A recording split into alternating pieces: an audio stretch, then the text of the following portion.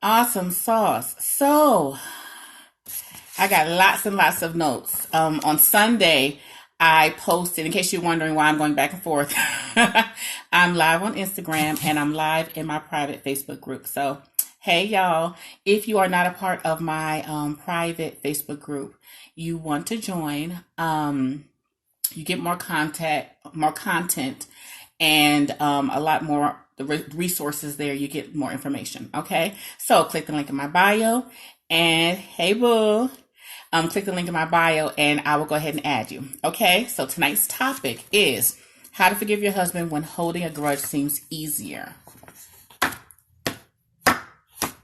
This one was a little tricky. And why was it? It's not that it was tricky, but if you know, I affectionately, first of all, I'm Arrettres Hollins, the founder of Connecting Love and Marriage. I help wives. Hey, Tonya. I help, am I pronouncing that right? I hope I'm pronouncing that right. But I help wives navigate through tough seasons in marriage, communicate more effectively, reconnect with their husband. Okay, I do this through one-on-one coaching, speaking engagements. I have a course that's coming up in January, which I'm super duper excited about.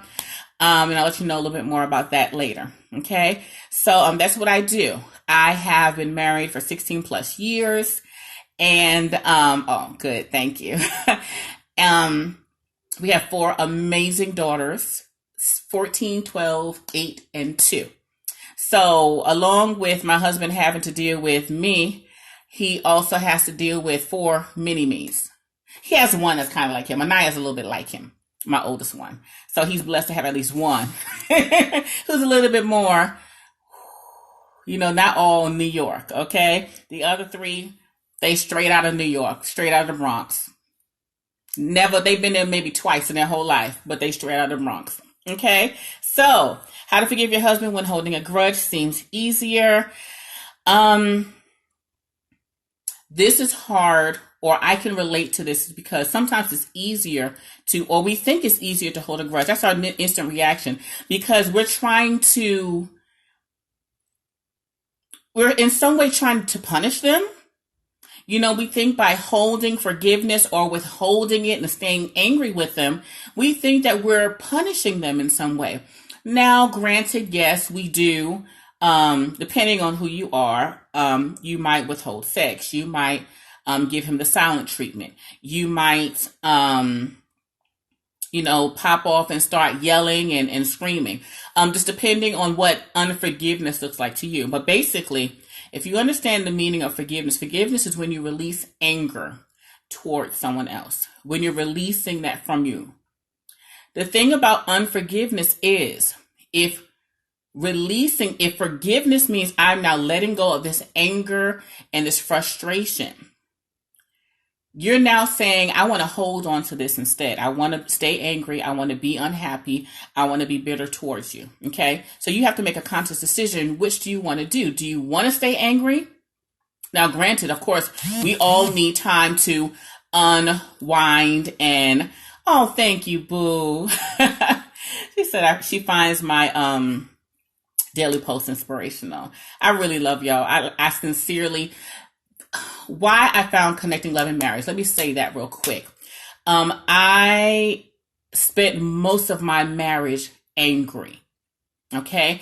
And why was I angry? Stuff wasn't working out the way I wanted to. He wouldn't do what I wanted him to do. He wouldn't do what I felt God wanted him to do. He wouldn't follow my instructions. He would go left and I'm saying go right. He would make mistakes that I thought he shouldn't have been making anymore. You too grown for this. Why are you making these foolish mistakes? And I'll be honest, I couldn't understand why everybody else around me was looking happy. Like all these married women and everybody looking, oh, it's just wonderful. It's wonderful. Marriage is beautiful. Marriage is this marriage. And I'm just sitting there like, I must be the only crazy heifer frustrated with their husband. Like, you know that when you walk in church and everyone's looking, oh, wonderful, and everyone's smiling, and the Lord is good, and His mercy endures forever, and everyone's happy, and everyone's excited, and I'm sitting there like, I'm mad. Can anybody help me? Because I'm mad. And everyone that I spoke to, no one was being honest with me. And that was the thing. No one was telling me, Arrettres, this is normal. He's going to make you upset at times. You're going to be frustrated. He's not going to do everything the way that you want him to do it. So, I had one friend who was somewhat honest about it and somewhat transparent about the struggles of marriage and how it's going to happen. You're going to have those moments where you don't want to look at him no more. It's like, I don't care where you go, just go. Just go. Wherever you gonna go, just go. Just make sure ain't no female there when you go. But I don't care how mad I am. She better not. And you better not. But so basically, I created Connecting Love and Marriage because I wanted women to know that they are not alone. That's for starters. The enemy wants us to isolate ourselves and feel like we're the only ones feeling this insanity that we're going through. Because he knows when you're isolated, you're going to go deeper and deeper and deeper down that dark road. Okay? So he works and plots to isolate us and make us feel that it's just us, it's just me and him. We the only ones that's not happy right now. Okay? So number one, you're not alone. Number two, I help women to get through that season. Because a lot of it, I must be honest, was just me being selfish and me being spoiled. Okay, we want it our way. And he needs to abide by it. Okay, I was a very independent, single female when my boo met me. I had my own car, I had my own place, I had my own job, I had my own money, I had my own business on the side. I ain't need a man for nothing. And I was one of those hard-headed women that had no problem in telling him that. Okay? What a way to kick a man in the gut and telling him, I don't need you. What are you hoping to accomplish? Okay? So that's another reason why I created Connecting Love and Marriage, because I want women to be able to get through that season and see that your marriage is really a ministry. Okay? Your marriage honors God.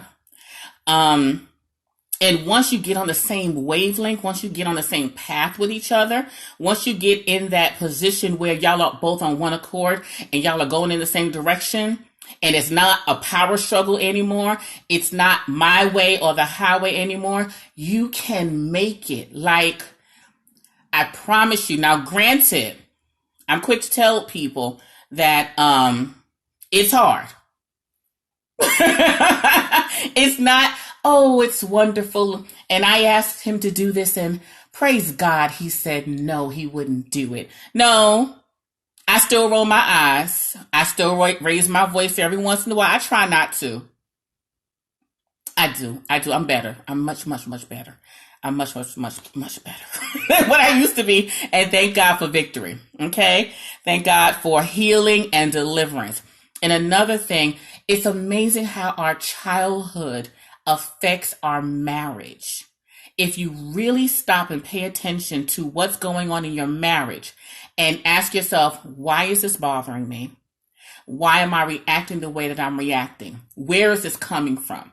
Because we've learned behavior from our parents. We've studied behavior of adults that were raised by us, and they basically created your mentality, your understanding, your way of dealing with conflict, your way of dealing with someone who doesn't agree with you. Okay, yes, all day long. Yes. So you have to stop and really, and that's where I really am now. It's like, okay, when he frustrates me, it's like, okay, Arrettres, why does this bother me? And I learned that a lot of the stuff that bothered me about my husband it came from my relationship with my father. Okay. It all stemmed from how our relationship was it was rocky. I love my daddy. And I've always wanted to be daddy's girl, but it didn't work out that way. So let's get back on topic, because I can talk all day. So how to forgive your husband when holding a grudge seems easier. First, I want to address the elephant in the room. If your husband is cheating on you, and if he is beating on you, your brainstorming, your processing is much different than someone whose husband forgets to take out the garbage, whose husband forgot to pay a bill, or who has, that's, to me, those are red flags. And I'm not saying that you need to leave, but I'm saying you need to think about whether you're going to stay or go. Okay? I'm not saying that having an affair is a deal breaker. I'm not saying that.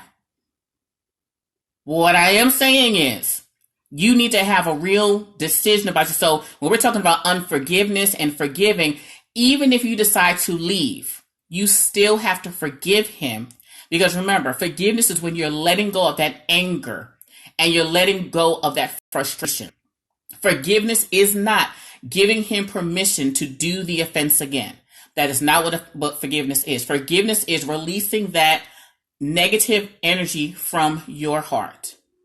That's what it is. So whenever you contemplate whether you're going to forgive somebody or not, you need to stop and say, am I going to punish myself by allowing me to continue to be angry towards this person? Because you'd be amazed how many times you sitting there harboring that anger and that frustration. He done gone on with his life. Especially if, you've had a divorce or not even relationships. Just think about people at work, people at church, people just wherever.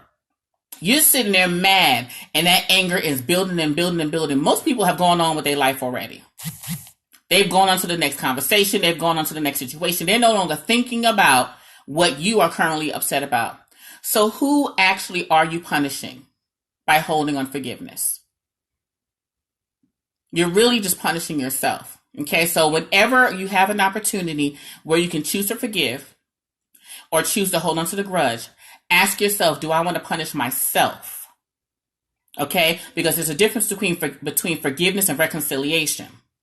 Forgiveness, we're supposed to forgive.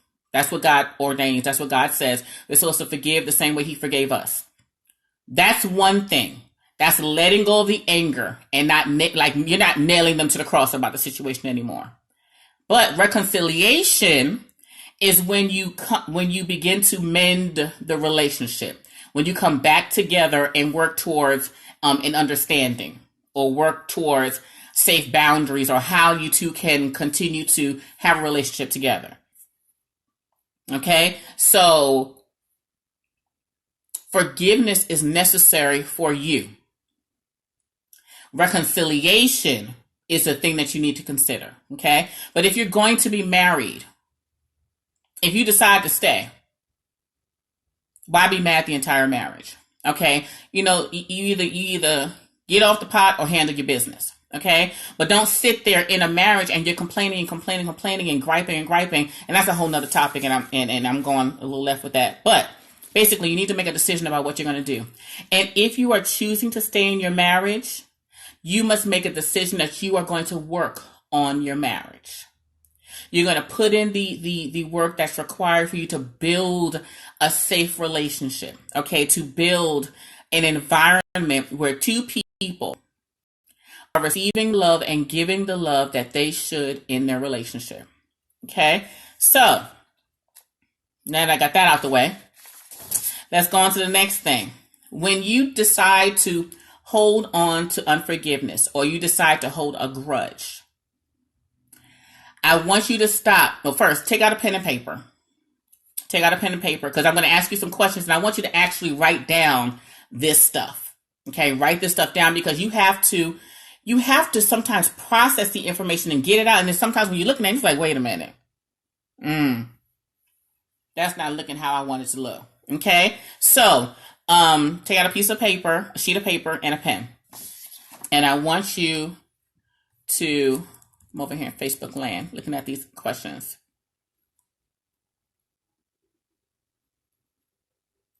Okay, so she asked a question to Kale, I believe that's your name. Okay, I be wanting to let it go, but don't know how to physically do so. It takes a lot of prayer.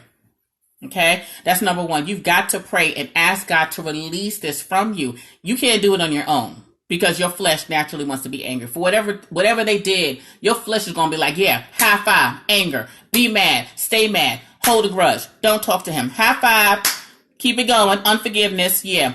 So one of the things is, one, you're going to have to forget. You're going to have to pray that God helps you to release forgiveness or to offer forgiveness. Okay.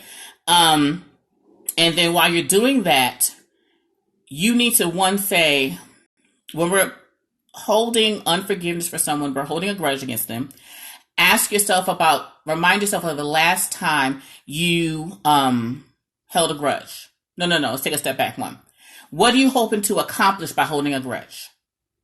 That's the first thing.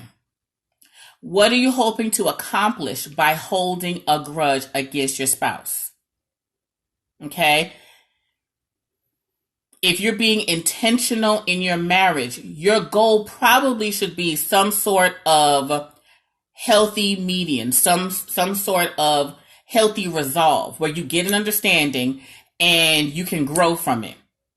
Hopefully, when you have difficulties in your marriage, your goal is not to just be mad. Okay, so write down when you hold a grudge against your boo, what are you hoping to accomplish?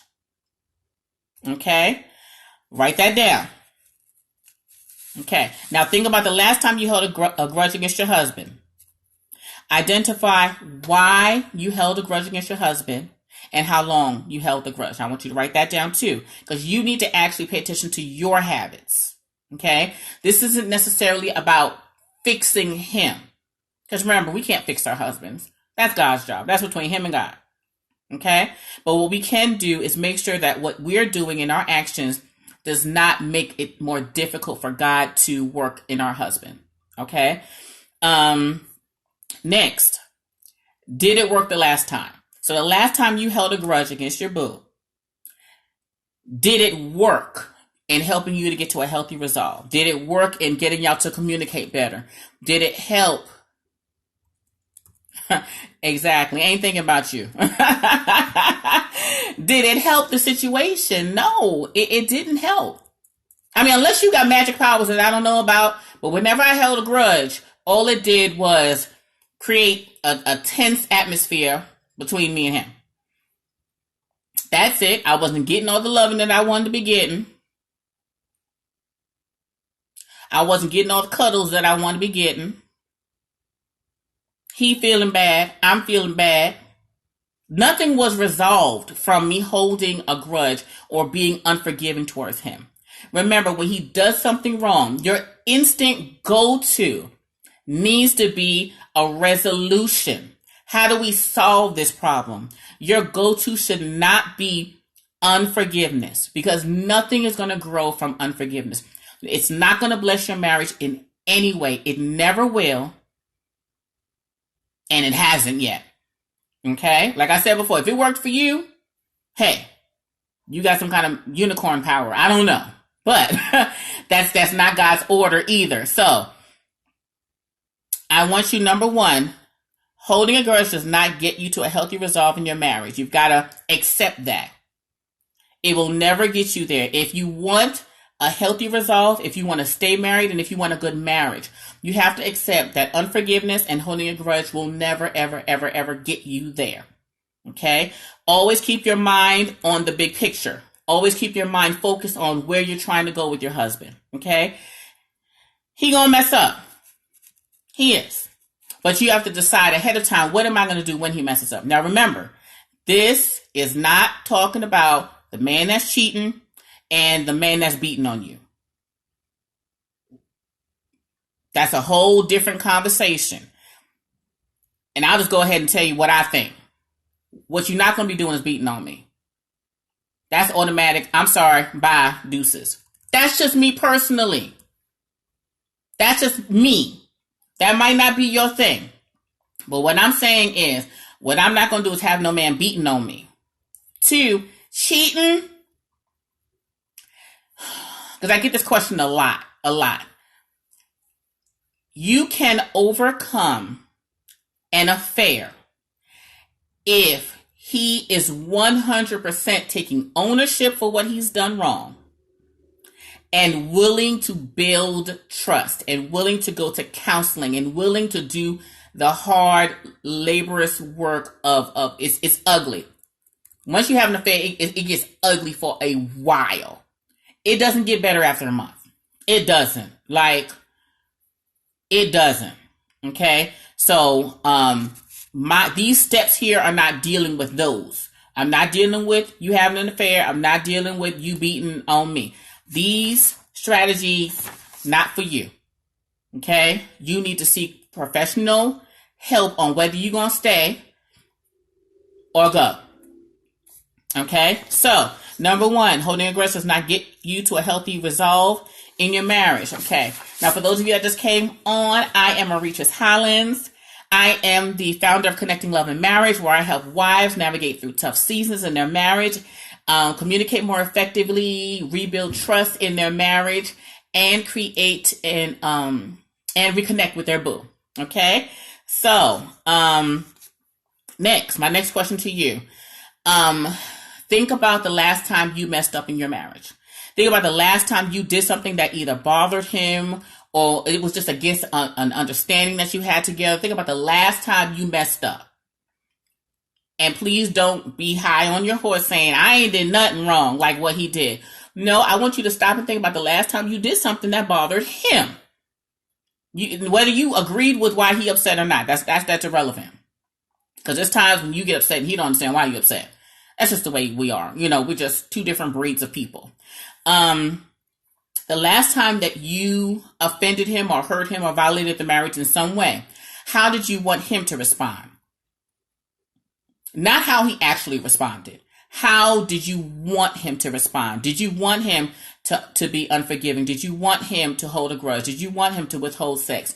Did you want him to give you the silent treatment? Did you want him to yell at you? Did you want him to throw stuff around the house? Did you want him to disrespect you? Did you want him to cuss you out? Like, are these things that you wanted the last time you messed up? And if you did not want those things the last time you messed up, you cannot do that to him. Okay? It's pretty, once you get it, it's hard, but the rules are pretty easy. Okay? You can't go popping off at him if you want grace and mercy and forgiveness when you mess up. You have to issue that same thing to him. Okay? Because there's no, one of the things that John and I are always kind of like, he believes that there's degrees of wrong. Like, his wrong is down here, but my wrong, it's up in the sky. Like, his is just right here and it's real small and it's so tiny, it's so delicate. It's just he just messed up a little bit. It's just a little bit. But mine, Arrettres, how could you even pray to God with what you've done?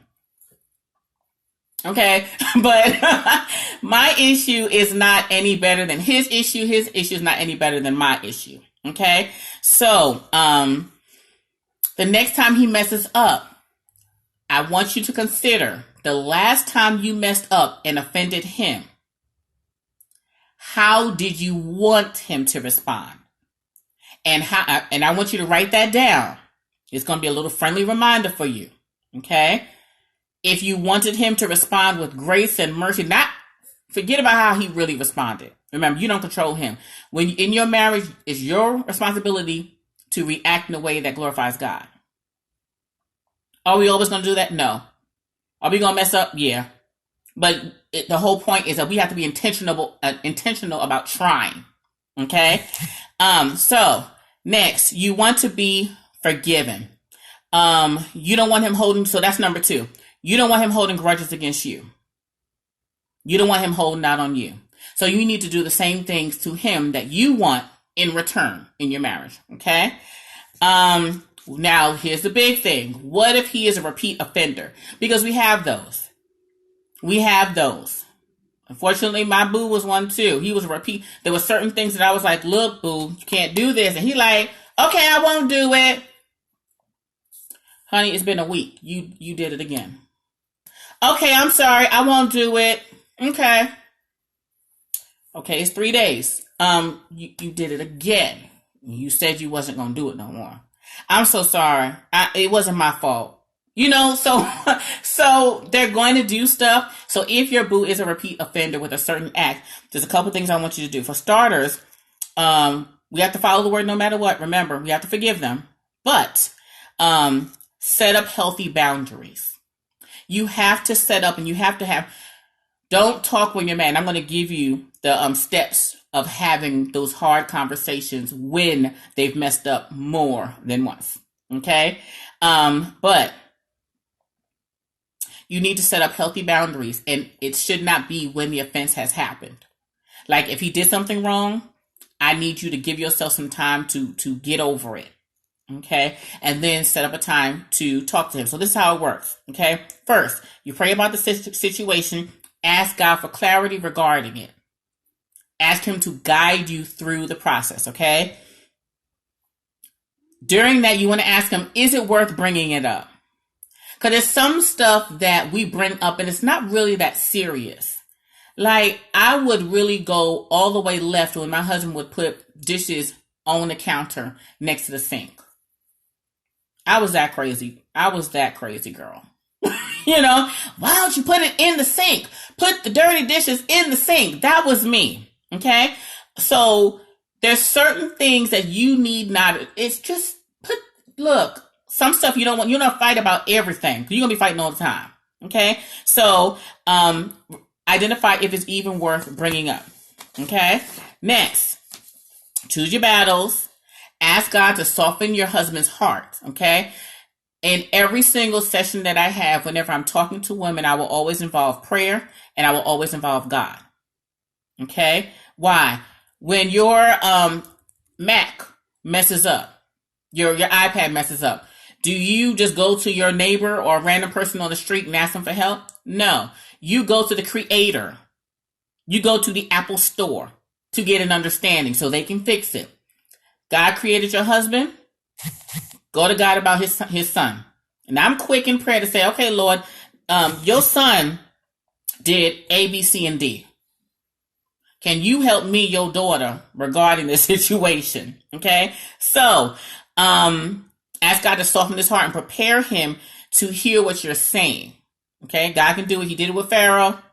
He can do it with your husband. Okay. Schedule a time to speak with your husband about your concerns. Remember, if you were listening to my video a while ago, don't jump on your husband the minute he walks in the door from work. I know when I get home, don't jump. Can I sit? No. Okay. I don't know. Give me a minute to unwind. So give your husband some time to unwind and get himself together. And I hope y'all taking notes now. Okay. Next, make up in your mind to speak calm and don't get emotional. That is a learned behavior and it takes time. I am the pop off princess. My sister has called me that. I pop all the way off.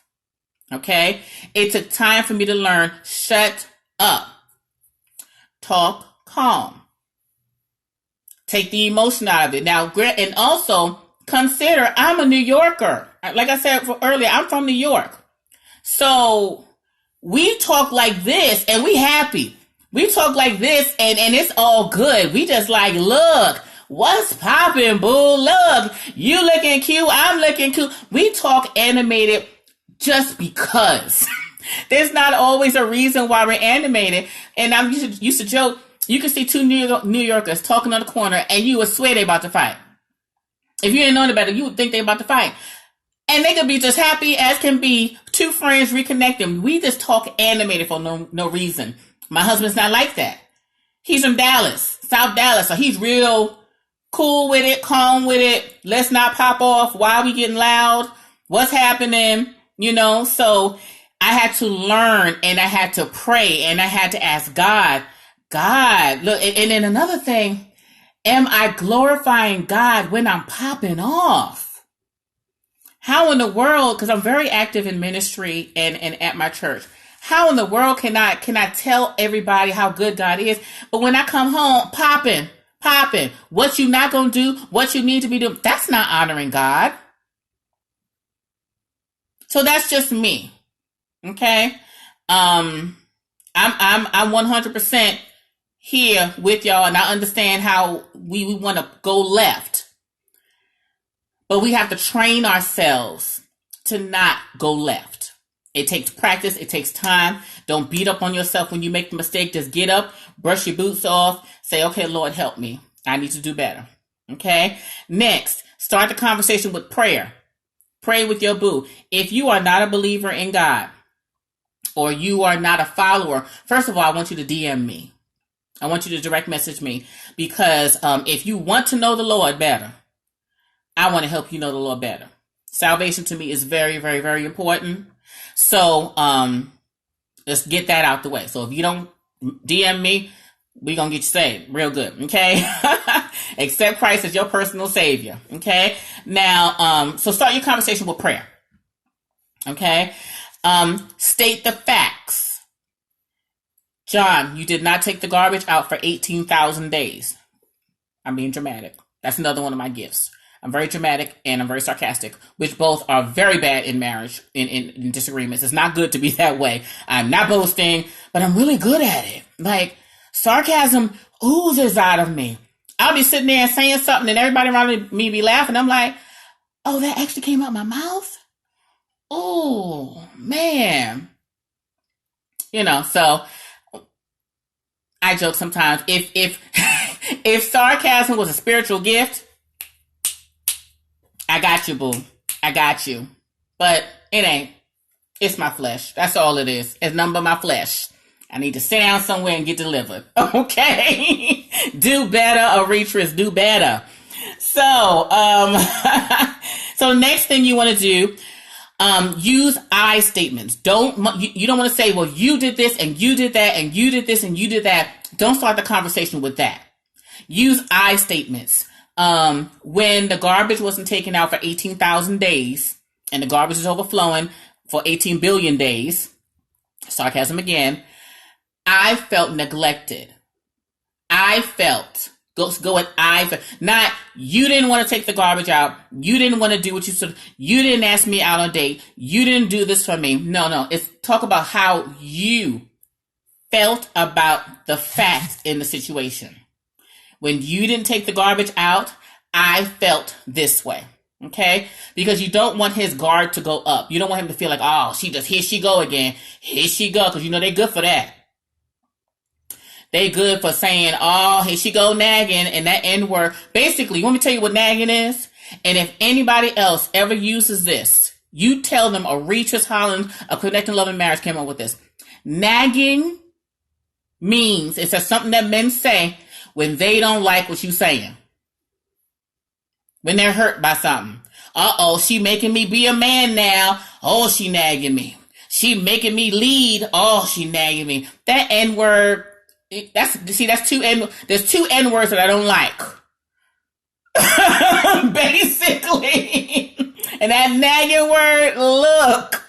Stop saying that. I'm just asking you to be accountable for what you said you're going to do or do your role as lead here in the household. But you know how men are. We pray for our husbands. Bless Jesus. So, give him an opportunity to express himself. While he's expressing himself regarding the situation, do not come up with your rebuttals in your head. Do not sit there and say, well, he said this. Oh no, wait till he paused. Wait till he paused. Because I got something for him. And that was me. No, actually, I was even worse. He couldn't even finish the sentence before I came in with something.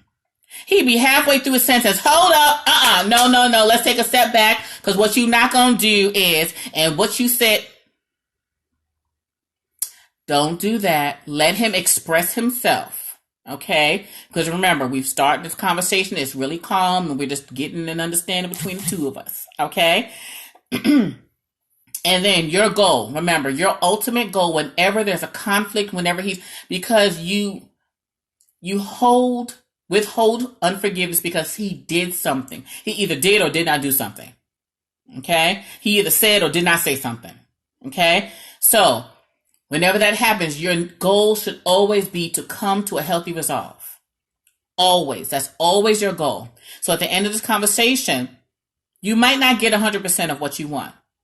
But two people coming together to understand, because I can't say understand because you won't always understand. There's some times where he asks for stuff and I'm just like, I don't even understand why that's relevant, but okay, whatever you want.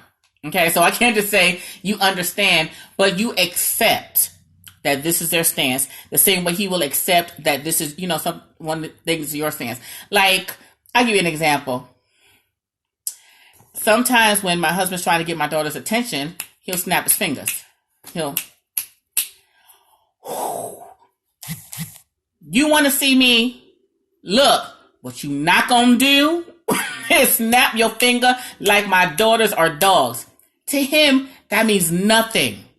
Remember, we have two different upbringings, two different understandings.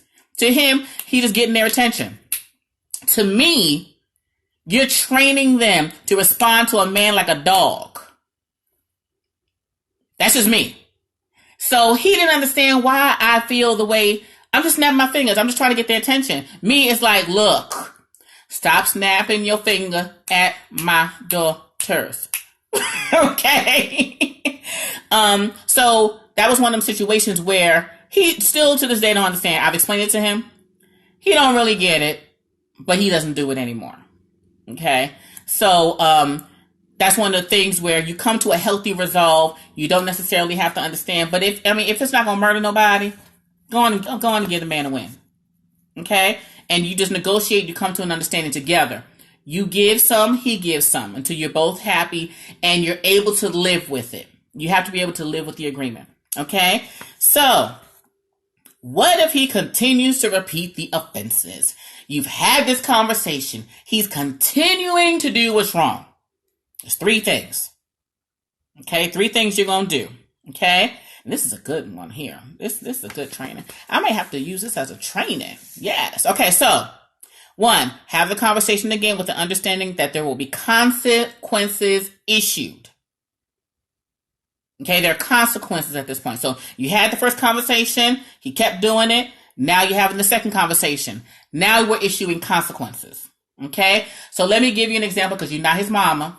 I can only imagine if y'all like me, y'all thinking about what y'all gonna do. Let's say he mismanages the money. He mismanages the money that pays the bills and things like that. This next conversation, we can say, well, you know what? I will take care of the money from now on. I will manage the money and make sure the bills are getting paid. Make sure everything's taken care of in our home. Okay? That could be one of the consequences. Don't call it a consequence. Just say, here's an understanding of what shall happen from henceforth. Okay? Don't say consequence because he's going to feel like he's a child. Okay? Just say, this is what I think needs to happen since you keep mismanaging the money. Okay? So issue a consequence, but don't call it a consequence. Okay? And before I go on to the next thing, if you're new to this live, my name is Arrettres Hollins. I am the founder of Connecting Love and Marriage. I help wives navigate through tough seasons in their marriage, rebuild trust, and reconnect with their boo. Okay? If you're wondering why I'm going back and forth between 2 screens, I'm on live on my cell phone. Hey, y'all. And I'm live in my Facebook group. If you're not a part of my private Facebook group, you want to come back over, okay? What if he spent it cheating? Hold up.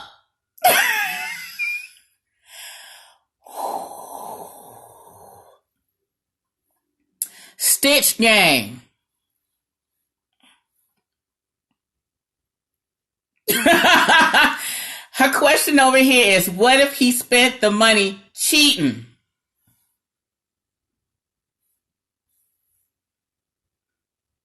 That's a whole nother level. That's a whole nother level. I'm a relationship coach, but I'm real. Okay? What we not gonna do, okay? You need to have a serious understanding, a serious conversation. Now remember, back in the beginning of the live, I said, if he cheats, you need to decide whether you're gonna stay or not. So realistically, him using the house money on this other heifer, I'm sorry. It came out before I caught it. And that's not that bad, just a cow. This other girl, this other person. Whoo, I'm a little tender about that. Okay. Him using the money on the other woman is just adding fuel to the fire. The big issue is still the affair. The money spending is just adding fuel to the fire. So you still need to just address the affair and whether you're going to stay or not. Okay? Let's just be clear. Most likely, if we stay together and we do this, we go to counseling and we're rebuilding, and you are you've repented, you remorse, you done got rid of this heifer. I said it again. You done got rid of this girl.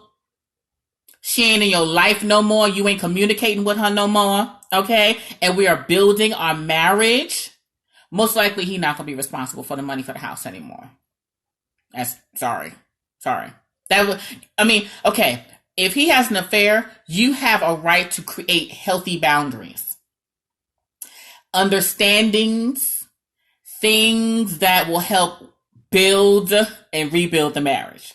Okay? So, first, identify if you are going to stay married to him. And 2, he can't be responsible for the money anymore. He can still be involved. Okay, now, and then we have to be clear. When we issue consequences, it's not, see, I'm running it now and you got to earn my love back. We're not doing that. We're still representing God in the midst of it all. Okay, so you don't want to be popping off. See, I'm running it now because you done messed up and you done took that heifer out and spent up on my money. You're not doing that. Okay? Even though you might say it. Because I know me. Something gonna come out my mouth.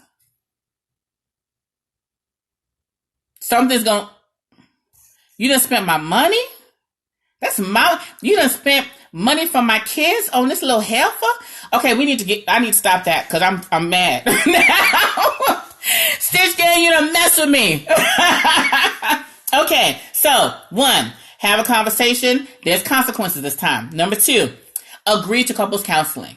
You have to go to counseling at this point. There's something going on in him to where he feels the need to continue hurting you. Okay, so you have to go to counseling. He can go by himself, but you also need to go together. Okay, now I do provide couples coaching. It's all virtual. It doesn't matter where you are in America. As long as you got Wi-Fi and a computer, we can do our coaching. Okay, I do individual coaching with just wives because sometimes husbands don't want to participate, and that's okay because you still need to be restored. Okay. And my coaching is more like a restorative kind of coaching because a lot happens during marriage and we just we forget who we are sometimes. And, so either way, you need some kind of counseling. So, most churches provide free counseling. You can get free counseling through your job. There's so many areas where you can get the help that you need. Okay. But don't forget about me. I'm your girl. Okay. And if you're interested, click the link in my bio or DM me. Okay. Oh, wait. While we're talking about it, I do have one-on-one power sessions that are available right now. Every once in a while, I'll issue them and they're discounted. Okay.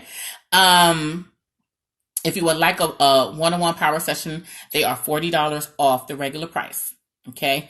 DM me the word power and I will send you the link or click the link in my bio. If you're on Facebook, you should be able to scroll down. If you're in my Facebook group, if you scroll down, you'll see the one-on-one power sessions in there. There'll be a link there. You'll be able to sign up. Okay. They're $40 off. Click the link, sign up for it. Okay. In the power sessions, we deal with rebuilding trust. We deal with, when you've lost your identity, just things like that we experience in the marriage. So I'm your girl. Okay. So number 3. So the third thing that we do if he's a repeat offender, okay? Identify someone in your husband's life that he respects, okay? There's someone that he responds to, someone that he listens to. Schedule a time for you all to sit down and talk about your concerns, okay? This can't just be his boy. This has to be someone who has like authority over your husband, someone who your husband looks up to, someone that when he says, "Look, dog, you messed up," your husband will be like, "Yeah, I did. How am I going to fix this?" Okay. So you have to have someone like that in your life, that in your relationship, in your marriage, find who it is he respects and schedule time for y'all to sit down, because you need someone who's going to speak life and teach your husband how to be a good husband. Okay. Of course, God will do it, but God wants us to be in community with others. Okay. So, whoever that person is, invite him over for dinner. Okay. Or go over to his house, but prep him too. Okay. Oh, there's a delay with Facebook. I didn't even realize that. Okay, there's a little delay with Facebook because comments wasn't coming on. He said, "This is good, Alicia. I love you, boo. Mwah, mwah, mwah, mwah, mwah." I'm glad you're enjoying it. So identify someone in your husband's life. Set up time for y'all to sit down. Oh, I was saying, prep him. So say Johnny is the guy who your husband responds to. I need you to contact Johnny and say, Johnny, this is what's going on. My husband only respects you. Or he responds to you. Can we set up some time where you can come over for dinner and help us? Okay. My husband and I, literally, there's only one person, like literally, there's one person that my husband responds to. Like, and I love them to pieces. They're a husband and wife. They're a couple. We're really good friends with them. I love them. And they have blessed our marriage tremendously. They say that we blessed their marriage when they first got married. And it's amazing how God will put you together with other couples that help you stay married, help you do this married thing. Okay. So number 5, I'm giving you a whole lot of juice today, and I got about 15 minutes left. Okay, let's go. I'm gonna do it in about 5 minutes. So grab a mentor. You need a mentor. You need someone who's going to speak life into you, strengthen you, encourage you, and support you in your marriage. I have one. The Lord blessed me with this. Oh, she's an amazing. I love her. Okay. When I'm tripping and I'm popping off at my husband, I'll call her, be like, hey, this is what happened. This is how I responded. How wrong was I? She corrects me. She chastises me. She tells me when I'm wrong. She tells me when to do better. She helps me to be better. You need people in your life that's going to check you and do it lovingly. Okay. But here's the rules. When you choose a mentor, there's a couple rules before you choose a mentor. 1, they have to be married. 2, they have to be transparent and open about the trials of marriage. You don't want somebody that's always talking about, oh, it's wonderful. It's just beautiful all the time. We never argue. We never have differences. We're always on one accord. He says yes and I say yes, and he says no and I say no, and we never disagree. First of all, unicorns, pixie dust, Tinkerbell. I don't know nothing about that. Okay. So you want someone who's transparent about marriage. 3, they have to be pro-marriage. They have to be someone that's like, we're going to make this work. They have to be pro-marriage. Now, not pro-stupidity, but pro-marriage. Okay? And then next, they have to love their husband.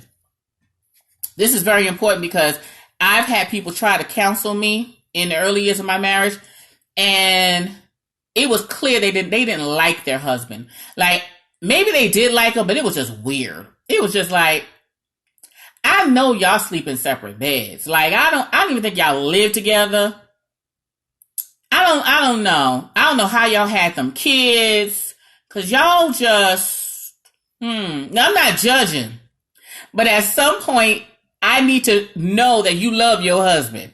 Okay. So get you a mentor. Now this is the thing regarding the last 2, regarding finding a mentor for you, finding counseling for you, and finding the person that your husband responds to.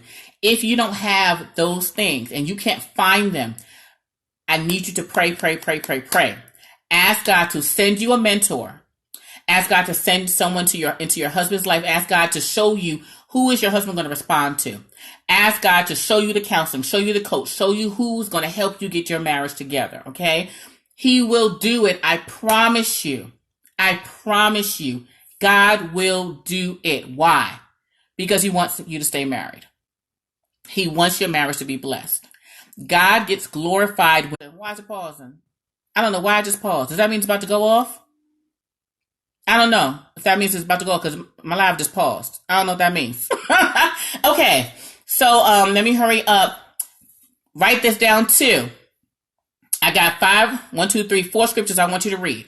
Okay. Colossians 3:13, Matthew 6:14-15, Luke 17:3-4, Ephesians 4:31-32. If I said it too fast, you know you can watch the live again for 24 hours. Okay, awesome. Thank you so much, boo. Because I wasn't sure. My phone said it was paused. I don't know what that meant. Me and technology, it's kind of crazy. So, your homework. I want you to study those 4 scriptures. The next time your husband messes up, because he is. I ain't gonna lie. He gonna mess up. He gonna do something stupid. He is. I want you to go back to those scriptures and memorize them, okay? Colossians 3:13, Matthew 6:14-15, Luke 17:3-4, and Ephesians 4:31-32. Okay? Write them down, put them on an index card, post them up someplace so where you can read them. If you're the pop off princess, you might need to start your morning every single morning reading those scriptures. If you prone to pop, and you got to be honest with yourself, if you prone to have an attitude, start your day with these 4 scriptures. It will prepare you and soften your heart and soften you so that you don't pop off all the time. Okay? So, number 1, thank you for joining me. I didn't see any new questions in there, and we got like 9 minutes left, and I know it's probably going to cut off soon. I think Instagram only lets you stay on for about an hour. Okay, so number 1, if you need a one-on-one power session with me, you can either DM the word power to me. I will send you the discount code where you can go ahead and sign up. It's a one-on-one, 1-hour session where we target one issue. We come up with strategies to help you communicate better. It's an hour of intense. It's intense. We get it in, we get it out. Intense strategies to get you where you need to be. Okay. So go ahead and do that. 2, I have a webinar coming up. Yes. How did I forget about this? Crazy me. Got to tell you about this. I got a webinar coming up next third on the 20th. Okay. We call it Girl Talk. And you want to join us. You want to be a part of that. Let me get the I'm trying to get this up before. It's 3 astonishing secrets to resolving conflict in your marriage. Okay, the webinar is free, and it's called 3 Astonishing Secrets to Resolving Conflict in Your Marriage. You want to sign up for this. It'll be December 20th. It's completely free. Okay, no coins, no dollars. No dollars, no coins. It's free for you. Okay, so if you missed any part of this, go back. You'll see the live in my, up there in Instagram land. If you're in my Facebook group over here, I will share it and post it here in case you want to go back and see it from the beginning. Don't forget about the one-on-one power sessions. They are thebomb.com. You get $40 off today. And secondly, sign up for my webinar. Share the love. Share this live. Okay. I want you to share, because there's women out there that need this information. Okay. Any questions before I get off of here? Any questions? Thank you for the hearts, boo. Any questions? I am available for you. Also, I'm gonna let you know a secret. It's a secret. I have a group coaching coming up in January. Oh my gosh, it's gonna be amazing. It's gonna be amazing. I have a group coaching where I work with wives. It's only for the wives, and we dig up some old stuff and we pack you back together. Honey, talk about some real healing. You get some serious healing with this group coaching. It's going to be in January. DM me if you'd like to know about that, or to get on the wait list. Because I'm going to, no, matter of fact, even one better. Click the link in my bio and subscribe to my email list. Because the people who are subscribed to my email list will get the information first. Okay? I send it to them. I'm only accepting, I don't know yet. It's between 10 and 20 women. I want to be able to make sure I'm giving each woman in the group enough time, okay, enough energy. I want to be able to I want to make sure I'm able to impact each female that's in the group coaching. So it's between 10 and 20. I'm leaning towards 10. I really am. But we'll see. We'll see. But so if you want to get information about that before anyone else, click the link in my bio, enter your email address. You'll get the information. That way, if you decide to join us and sign up, you'll get first dibs before I announce it to everybody else. Okay, so how do I help my husband prioritize our finances? We're having a discussion with him about it tonight when he gets home. Ooh, bless Jesus. This is new. Okay. So when you say helping him prioritize the finances, that means helping him to organize it or making it something that he thinks is important. Because if you're trying to get and if this cuts off, I need you to come over. If you're in my private Facebook group, I need you to come over to the group so that I can continue this conversation. Okay. Helping him plan. You sit down first, you write down all of your bills. Okay. Every single bill, including with a dollar amount, everything that comes out of your house monthly, include groceries, include gas for your vehicles, car insurance, include every single thing that you spend money on every single month. Okay. Put that on your list. Put your dollar amount there. Add it up. Okay. Then on the other side, write down his income for the month, your income for the month. It depends on how you do your income. Okay. It depends because everybody does it different. Like we just bring all our money together because we do things better together. He wants to spend money on something that can wait, but we need to take care of the more important bills. This is going to help you. Okay. Write down all the bills, especially the monthly bills, everything that got to be spent that month. Okay. Show how much you have available right now. If you have anything to say in the savings, how much he makes and how much you make. If there's nothing left over, you just can't do it. Some men have to see it. He might, in his head, he said, well, I got paid $2,000. Why can't I do it? Well, the bills are $3,000. Okay. You sometimes have to be visual. Some men are visual. So take out a piece of paper and a pen. Let him do a lot of the talking. So say, okay, babe. So you want him to think that he's running it. Okay. All right, babe. Well, how much is the rent or the mortgage? Okay. You just write. Okay. It's $459. Okay. And the light bill. How much was the light bill before? Okay. It's $29. Okay. So you're doing all the writing. Let him give you those numbers. And you add it up at the bottom. I promise you. Well, some are just hard-headed. But if you show him the numbers, that should really change how he reacts. Okay? That should really make him stop and say, whoa, we really can't do it. Now, if he wants to really do it, create a plan. Because you want to negotiate. Create a plan for when you can do it. And it depends on what it is he's trying to do. If you just want to go to Vegas and turn up, back away. Oh, I got 27 seconds remaining. Okay. Yes, we've done that. His money rarely goes towards the bills, but all my money does. Okay. You and I need to have a conversation. Okay. If you're in the Facebook group, come on over. But I got 12 seconds. Love you guys. Hope you have an amazing day. Hope this helps. Okay. But you and I probably need to do a power session. We probably